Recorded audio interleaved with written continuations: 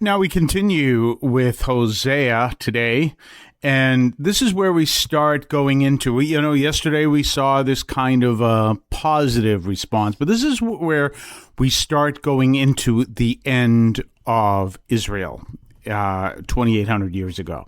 And we're going to look at that. We're going to look what's being said here. And this is where we start to see these powerful words and remember the reason why. I know I bring that up a lot, and maybe it's repeating it too much, but it's important for us to know. Because remember, the Lord is always calling people back. And the ones who don't listen are the ones he basically says, nothing more I can do for you. This is important. I was reading a Twitter if I can remember, it was Father Joseph Krups, I believe, is his name. And he was talking about how one of the issues he has to deal with is in the old school, in the old way of growing up, in the old way of the Catholic faith. He says he's recognized this in the whole trad world, was this whole focus on fear of hell. Yes. Absolutely. And there were people, oh, it's not like that. Yeah, it was like that. His whole focus was on fear of hell. And you can see that. You can see some of the aspects of that. And one of the dead giveaways you can find that is when you have people teaching you things like mortal sins that people aren't confessing and they should. Ideas that the vast majority of people will go to hell, and this is all part of that very. Doesn't label all traditionalists, but that element of traditionalism that focuses on the fact that virtually everyone is going to hell. And he's realizing that was the way it was taught. Yes, that was the way it was taught. And it's why I don't like the Baltimore Catechism, because that's the whole focus. And the reason why that's a problem, you say, well, yeah, but shouldn't we avoid hell? Of course, we should avoid hell. But what we see in the scriptures here is God is doing everything he can to lead Israel back, just as he does everything he can with you. And the people who don't respond, the people who reject God, the people who don't want to hear it, those are the people who, according to Catholic teaching, this is what the church teaches. This is what the church has always taught. I've been teaching really good. Taught is that you have to reject God's grace, which is always calling you back. And this is what we see in the reading today. That's why it's so important. It's God basically says, I'm done. But the reason why is because no one will turn back. And that's what we're looking at. This is the important thing. But yes, I remember that growing up. There was that constant fear that you were going to end up in hell. And there were all these different rules that you had to follow, and any one of them could be a mortal sin. One of the things that you'll hear people say is, back in that day, you had to go to confession every week. Well, that was never a church rule. It was a common practice. But I want you to think about that for a second. Because they say, well, people were more holy and people were more devout. Well, then why did they go to confession every week?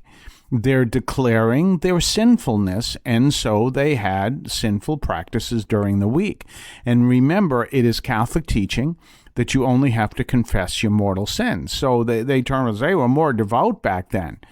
Well, they must have also been more serious sinners back then, because they were going to confession every week. Now, not that I have anything against confession. Confession is a tremendously powerful sacrament, and I recommend to certain people to go to confession every week. Among those I'll recommend going to confession every week are the people who go every day. Yes, they do exist. They'll go every day. So no, don't go every day, maybe once a week. There was a man, when I was in one of my parishes, he spoke Spanish. I used to call him confesarme, because that's how you ask to go to confession in Spanish. Padre, puedo confesarme. can I confess myself? Every time I saw him, he would ask, every single time. And sometimes I'd be like, so it might be every single day. If I bumped into him, if I was somewhere, if he came to the parish, Padre, confessarme. And sometimes I'd like, if I go that way, I'm going to bump into confessarme. So I have to go another way. A constant. And that's not healthy. And then finally, I had to say to him, no more than once a week.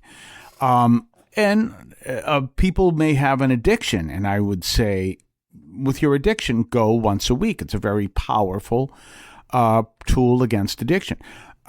But back in the day, as they say, supposedly you had to go to confession every single week. It was never a church rule, but many people did it. Now, one of the interesting things that goes on, too, is when you do go to confession, you have some of these newfangled ordained priests. These are the ones who they'll spend 10 minutes with you in the confession, which is absolutely unacceptable. You might say, well, isn't that great? He can give great counsel. Isn't that wonderful? Great spiritual direction. That's not what confession's for. And here's the problem. If you have someone who will spend literally, and I've seen it, 10 minutes to a person in confession, and you have 10 people in line, it's going to take over an hour and a half for the last person in line to confess. That's not fair. That's not fair to the people. It's not fair to anyone.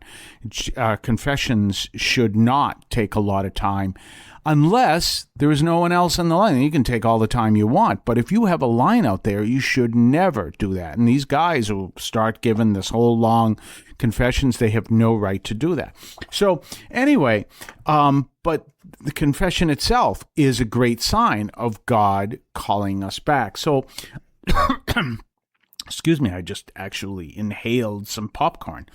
It was left over from dinner, and I literally inhaled it. So let's look at Hosea chapter 8. They have reigned, but not by me. He's talking about leaders. Leaders have emerged, and I did not recognize them. Their silver and their gold they have made into idols for themselves so that they might cross over. These are the sins that the Lord is saying are being committed by Israel. Your calf Samaria has been rejected. My fury has been enraged against them. How long will they be incapable of being cleansed? For it is itself also from Israel. A workman made it, and it is not God. So what are they doing? They're worshiping idols made by a workman. For the calf of Samaria will be used for the webs of spiders. What that means is it will not be used. God will make sure this will be destroyed. For they will sow wind and reap a whirlwind. It does not have a firm stalk. The bud will yield no grain, but if it does yield, strangers will eat it. This is important because remember, why do they worship idols? Because the idols are the gods of fertility that will promise great harvest. And what is the Lord saying? Sorry, it ain't going to happen because you worshiped other gods. So you will sow and you will reap a whirlwind, which means the weather will destroy the crops. And then we go to, it skips over a bit, so then we go to the next part of this, which is 11 through 13. We just did 4 through 7, 8, 4 through 7. For Ephraim, that's one of the tribes in Israel, multiplied altars to sin and sanctuaries have become an offense for him. What's happening? They're building altars to idols. They will offer victims. That means that they are doing sacrifice. They will immolate flesh and will eat. They're doing animal sacrifice, and the Lord will not accept them. They're doing animal sacrifice to the Lord, and the Lord's saying, I don't accept these. For now he will remember their iniquity, and he will repay their sins. They will be turned back to Egypt. That is intense. And that's what happens. They get overtaken by Assyria. They were led into Assyria, and that's most of the tribes of Israel. Most of the original tribes are just absorbed into the Assyrians, into the Assyrian country. They're not absorbed genetically per se, they remain as Jews, but that's what happens. They're absorbed. And you're going to go back to Israel. I did everything I could. You refused. You rejected. And there's nothing can be done because you refuse to turn back. So it's a pretty powerful thing going on there. And this is what is happening. But remember, why does it happen? Because God did everything he could to tell them to turn back, and they refused his grace. How do you end up in hell? By refusing God's grace. You don't end up in hell, which back in the time in the pre-Vatican II was taught that you accidentally, you make a simple mistake and God can hold that against you. This was, you see that some of these trads out there who are telling you that the vast majority of people are not saved. That's blasphemy against the action of Jesus doing on the cross. Now, there are those who reject God's grace out and out completely, but that's blasphemy for everyone in between who wants to do God's grace and may fail one point or another. We're going to be back on the other side of the break. You're listening to the Catholic Audio Media Podcast. We're here every single Monday through Friday. And the program drops around midnight. And subscribe, like, pass the word. We're a different kind of program. You're not going to hear the stuff you hear on some other networks. We won't mention anyone from Irondale, Alabama. We'll be right back right after this. Have you ever wanted to read the Bible but didn't know which readings to check out? Well, how about looking at the church's daily readings? You can find them at the website of the United States Conference of Catholic Bishops. Just go to bible.usccb.org and click on the date that pops up on that page. There are other options on that page as well. That is bible.usccb.org, and click on the date and you will see the daily readings for your own prayer and study of the Bible. This is a prayerful tip from St. Anthony Parish in Allston, Massachusetts. Don't forget to subscribe to us on Patreon. Patreon.com/Catholic Audio Media. Patreon.com/Catholic Audio Media. Check us out. Check what we have to offer. Previews of upcoming podcasts. Previews of upcoming columns over at catholicaudiomedia.substack.com. Your ability to comment, make suggestions, even make suggestions in upcoming programs. Check us out. Patreon.com, Catholic Audio Media. So, again, we're talking about the book of Hosea, and we're talking about this powerful passage where the Lord is basically saying, this is it. Now, remember, and we've talked about this because it's so fascinating to me. This really is. Someone will turn around and I remember when I was in the Navy, just to give you a whole idea, and I was working with a system that had circuit cards. Okay, that means it had transistors and these little components.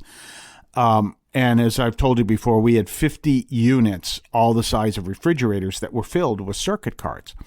Well, the circuit cards had transistors and, capacitors and everything.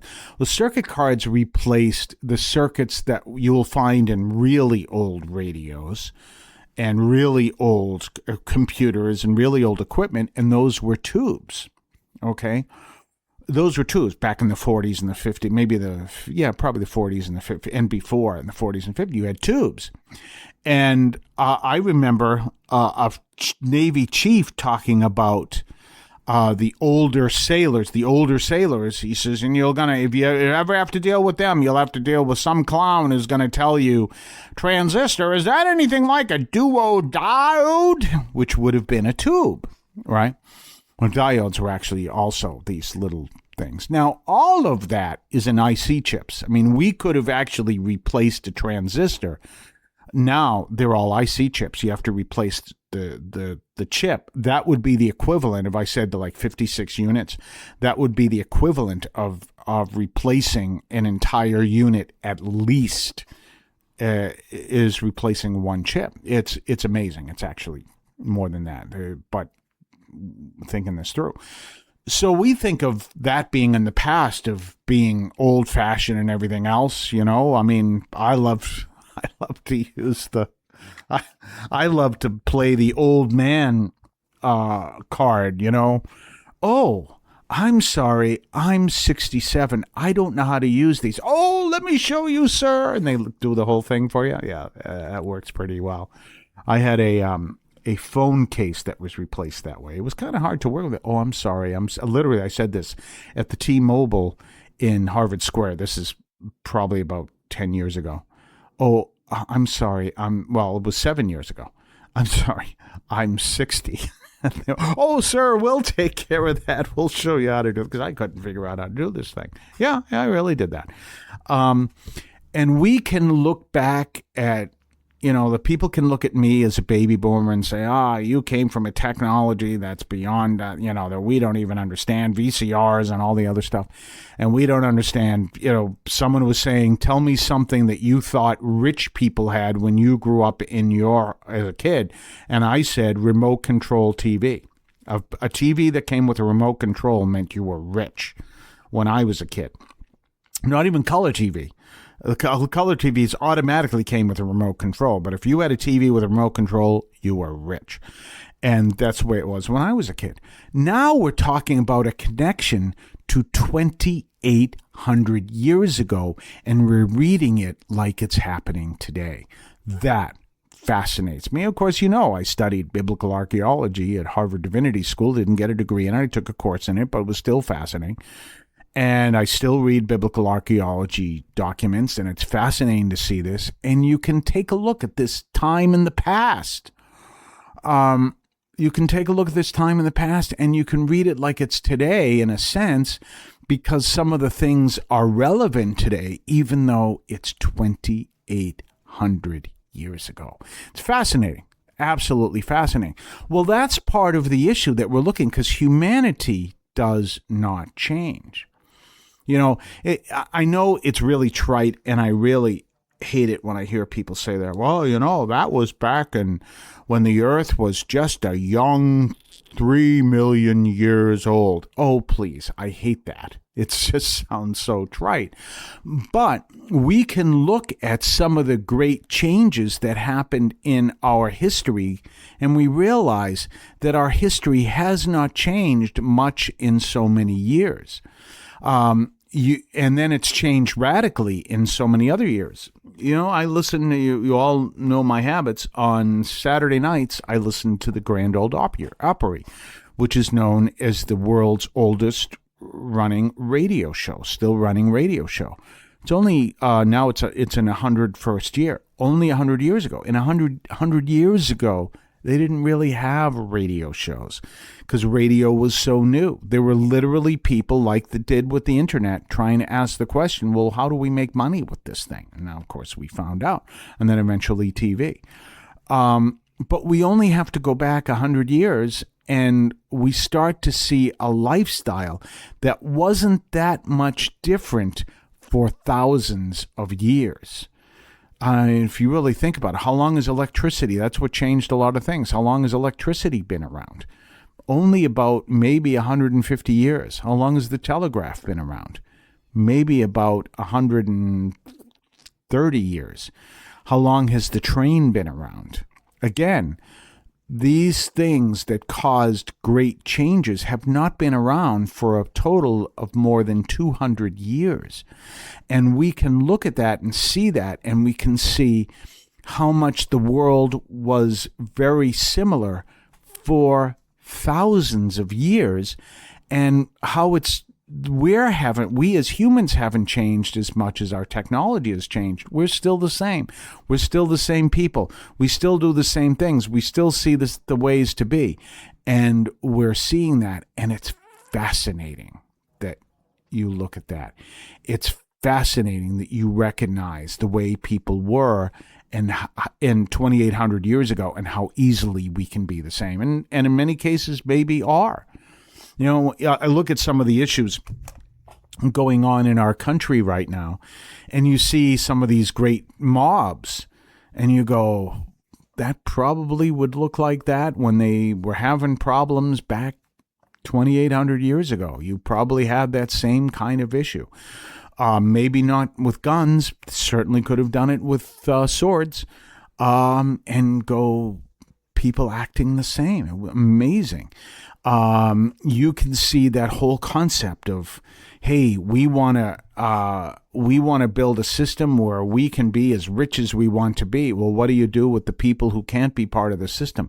Well, then they'll be as poor. But that's okay. It was I listened to a few back when he had his radio show. Now he's got a different podcast now. We'll do it live, I guess the name of it. That was Bill O'Reilly. And he said, hey, capitalism has winners and losers, and that's just the way it is. And I was like fascinated he would say that, because in my profession, you deal with a lot of the losers in capitalism, not people who are losers in capitalism. You deal with a lot of people struggling, trying to make ends meet, struggling, with food, struggling with a home, struggling with shelter, who have no food, clothing. Well, they have clothing, but they don't have food or shelter. And people look down on them and say, look at that. Maybe they should get a job. And you want to say, well, maybe you should give them a job. And that's the nature of capitalism. You've got the very, very rich and then the very, very poor. And as Bill O'Reilly said, that's just the way it is. And you go, but that's not the system that the Lord wants us to have. And yet that same idea exists for the whole history, and we can see it in some of what's here. The reason why people are practicing the idolatry is they want to make lots of money, and they want to be prosperous, and they want to be rich. The reason why people are seeking to worship other gods is so that they will have a great harvest. And what does the Lord say? You go ahead and do that, and you watch, because I'm the one in control of the harvest, and I'm going to take away your harvest. But why are they doing this? Because they think that's going to lead them to be rich, and they don't care about the poor. Same thing happens today all the time. It's amazing. And so we look at that and we see that whole history of humanity existing for thousands of years, and we see humans are humans, and they always have been, and they always will be. And we see great technology doing great things, and we see people who are able to use great technology do great things, but then we also see other people who use that same technology to benefit themselves at the expense of others. Why? Because that's the way humanity is, and it hasn't changed in tens of thousands of years. We're going to be back on the other side of the break. You're listening to the Catholic Audio Media Podcast. We're here every single Monday through Friday. And don't forget to subscribe, like, comment, all of that stuff. We'll be right back right after this. Did you know that Catholic TV offers free apps for both Android and iOS users? Visit the website catholictv.com or your app store to download this faith resource to your device. Don't forget to subscribe to us on Patreon, patreon.com/Catholic Audio Media, patreon.com/Catholic Audio Media. Check us out. Check what we have to offer, previews of upcoming podcasts, previews of upcoming columns over at catholicaudiomedia.substack.com, your ability to comment, make suggestions, even make suggestions in upcoming programs. Check us out, patreon.com, Catholic Audio Media. Well, we're back, and tomorrow we're looking at, today we look, boy, it was really bad. Oh, tomorrow it gets worse. Tomorrow it gets worse. Yeah, we're going to look at that and see what the Lord has to say. In the meantime, and that'll be for, obviously, Wednesday of the 14th week of Ordinary Time. And, as we continue through this week and see. And then we're going to go into Thursday, where we continue into the 11th chapter of Hosea. And then we're going to finish this week in the 14th chapter. And you're going to see over and over and over again, the Lord is calling people back. That's why the Lord does that. So please throw away these people who are saying, your chances of getting saved are over. The Lord's always calling you.